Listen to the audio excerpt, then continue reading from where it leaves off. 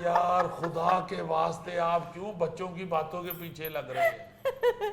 देखिए फरीद साहब, जो जो आया है वो कमरों में घुसता रहा है, हमने तो किसी को कुछ कहा ही नहीं है। जी हाँ, मुझे भी पता है यार, आप मेरे बहनोई हैं, मेरी बहन का घर है। हाँ। जब ये लोग आए हैं नीचे, ये लोग पहले आ गए थे, ये उस कमरे में चले गए, पहले हाँ। फ्लोर पे चले गए, वो दूसरे पे चले गए, अब तीसरे फ्लोर पे सामान पड़ा हुआ था, ये जाके चौथे में फिट हो गए। इसमें कौन सी यार नाराजगी वाली बात? हाँ। बिल्कुल सही बात है। फूफा जी आपकी मेहरबानी है, रफड़ ना डाले। अब्बा जी अगर यही रफड़ डाला तो मैंने चूहे मार गोलियां खा लेनी है। हाँ। ना बेटा, तुम क्यों खाओ चूहे मार गोलियां, तुम्हें सूट कर जाएंगी। ओ बेटा तुम बच्चे हो हमारे, अल्लाह तुम्हारी जिंदगी करे, अल्लाह तुम्हें खुशियां दे, तुम्हारा कसूर कोई नहीं है, कसूर तो बड़ों का है। फरीद साहब क्या बताऊं आपको, मैंने ऊपर से खुद झांक के देखा है, पहले फ्लोर पे चाय के साथ बाकरखानियां जा रही हैं, सुर्ख सुर्ख बाकरखानियां, और हमें चौथे फ्लोर पे सलाबे हुए रस दे दिए। अब सलाबे हुए रस को क्या डुबोए हम, और खास बात बताऊं चाय भी ठंडी थी, बिल्कुल पानी की तरह चाय थी। और ना असगर बेटा नाराज नहीं होते, कोई बात नहीं। ओ भाईजान तुम ते कोई फर्क नहीं पैंदा, तुस ते बचे हुए रस छापर च पा के बैग च रख ले सी, मैं सलाबे हुए रस नहीं खा सकता, मैं इस घर दा भरवैया। असगर भाई नाराज ना हो, और पाप बग्गा जी इसको आधा किलो बाकर खाने मंगवा दो, और चलो बरात पे चलते हैं। वैसे अंकल आप गुस्सा ना करें, मैंने खुद ऊपर नाश्ता पहुंचाया है। मुझे खाला ने बोला था कि नाश्ता ऊपर भेज दो, जो हम लोगों ने नीचे चाय रस खाए वही आप लोगों को ऊपर चाय रस दिए। ओ बेटा तुम्हारा क्या मतलब कि मैं बाकरखानी को पहचानता नहीं? 13 साल मैंने तंदूर पे खड़े होकर बाकरखानी लगाई हैं, और मुझे पता है वो कब सुर्ख होती है और कब उतारना उसको।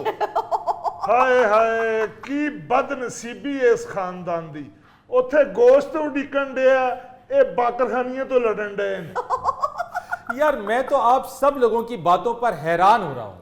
यकीन जानिए कि जिस शादी वाले घर में इस तरह की लड़ाई होती है, ये छोटी छोटी बातों पर तू तू मैं होती हाँ है, जी। इज्जत बेइज्जती का मसला होता है, बिल्कुल। वहां सबसे बड़ा जो स्टेज, जो सबसे ज्यादा इज्जत दाव पर लगी होती है, वो उस शख्स की लगी होती है जिसके घर की ये तकरीब होती है। हाँ जी, अब आप देखिए कि लड़की वाले वहां पर उनकी भी बिल्कुल। इज्जत बेइज्जती का मसला है, वो वहां इंतजार कर रहे हैं, और यहाँ अपनी ख्वाहिशात से ये बाहर नहीं निकल रहे, यहाँ अपनी अना से ये लोग बाहर नहीं निकल रहे। ओ भाई साहब, ना कोई हमारी ख्वाहिश है, ना कोई अना है, ना कोई लालच है, ना कोई लड़ाई है, हमें तो ये असगर ले आया है।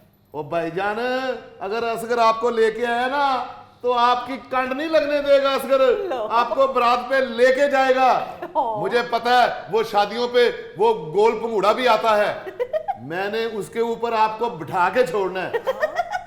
कहके ਤੁਹਾਡੇ ਪੰਗੂੜੇ ਦੇ ਸ਼ੌਕ ਦੇ ਜਿੱਥੇ ਚੌਲ ਠੰਡੇ ਹੋ जाने ने।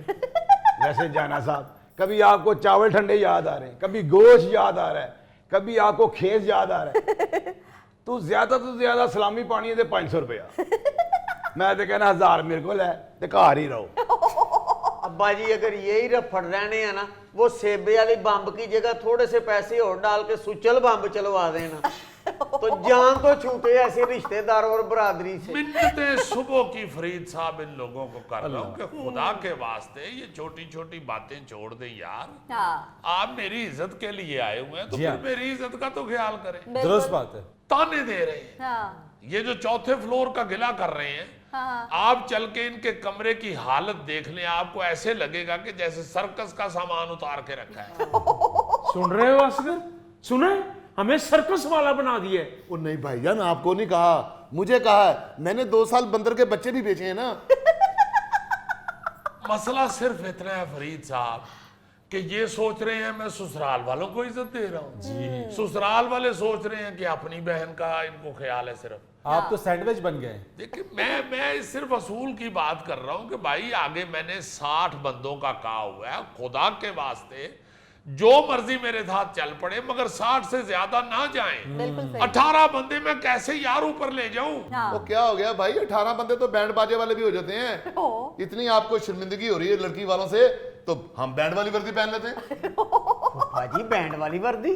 ओ भतीजे तुम चुप करो, 3 साल मैंने बैंड भी बजाया है।